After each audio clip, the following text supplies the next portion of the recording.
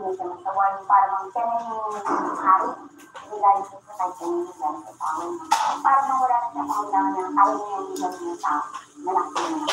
Dahil sa pagiging agresibo ni Jaime, pinatatakutan naman siya ng kanyang pamilya. Natatakot po ako sa sarili ko kong bahay. Takot na takot po ko sa akin na kasi hindi ko po alam kung ano pong gagawin niya sa amin kapag sa sobrang galit na makalimutan ko sa amin. Ang masakit lang po kasi doon, yung po yung inaasahan ng magagawin sa amin. Pero yung po yung nanakot sa kalong pa makakita yung mayo.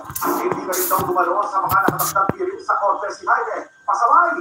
Dahil dito, naglabas ng warrant of arrest ng Regional Trial Court Branch 210 ng Mandaluyong City nitong July 18, 2023 para sa kasong paglabag sa Comprehensive Dangerous Drugs Act of 2002. Agad ikinasan ng Eastern Police District ang isang operasyon pero hindi naging madali ang paghahanap dahil ang suspect nagpapalit-palit daw ng pangalan sa social media. Ang isa niyang account gamit ang kulay na pangalan pero walang profile picture. Ang isa naman may profile picture pero iba ang pangalan. Ang gulo! Sino ba talaga dyan, kuya? Pero ang hindi na itago ni Jaime, ang kanyang tato sa dibdib. Ito po yung nakuha namin Facebook account ng subject natin.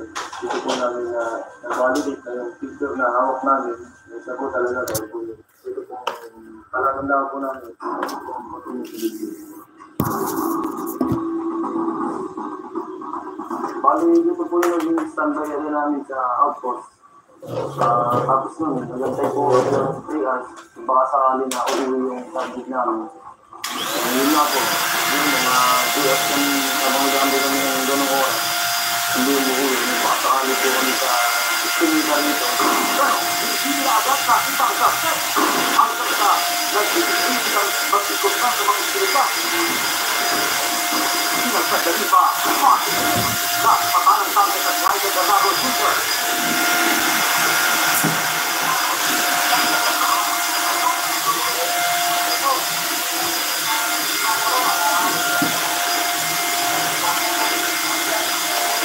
Wala yung sa bahay nila, ito po yung istimita kung saan namin na-arrest yung subject person natin. Sinubukan po namin na ikutin yung mga istimita para makamit yung subject natin. Yun nga po, sinubukan nyo na madaanan namin yung istimita natin. Ang lahat ginagawa sa Eastern Police District si Jaime, naharap sa ngayon sa kasong paglabag sa Comprehensive Dangerous Drugs Act of 2002. Bago po yung kaso mga kinaharap na ngayon, yun po yung nag-awar sa Section 5 ng 9165. Services, sentence po ito. Baga po, hindi po siya basta makakalaya rin sa akin. Pero dahil hindi naman itinuloy ng pamilya niya ang pagkakampanang formal na reklamo laban sa mga ginawa ng Barangay, wala sa kaso para dito. Nakamarayang ng resipo, si Jaime na ngayon ay nakakulong na sa Mandaluyong Custodial Facility Unit. Kaya po talaga na nagawa ko pa rin na ang natin naman pinagawin at yung mga puriwero. Ako ba sa sitwasyon ko, matutulong po sila sa tao na pangangailangan. Kaya po siguro ganun nagawa ko.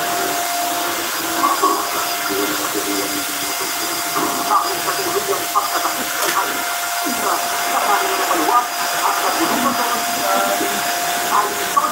Yung pinagpakamalala ko sa dahil inisip ko, baka sa pangalan sa parati na matulog, magkaroon ko ng makakasip ko ng ayos na hindi ko po wala ko nakakaway sa kanya, nakakakontrol na may kamang ginagawa mo na hindi ko nakikinig sa tamang sinasabi. Kung namin na, ng kapatid na, hindi mo na narinig yung tamang sinasabi. Baka nakikinig sa sinasabi.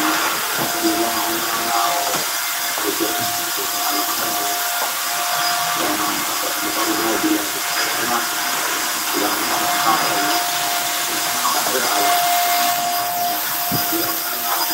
Shout out guys.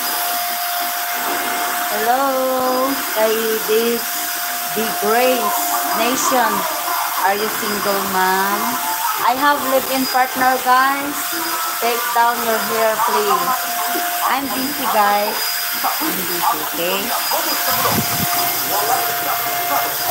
Okay guys. Busy.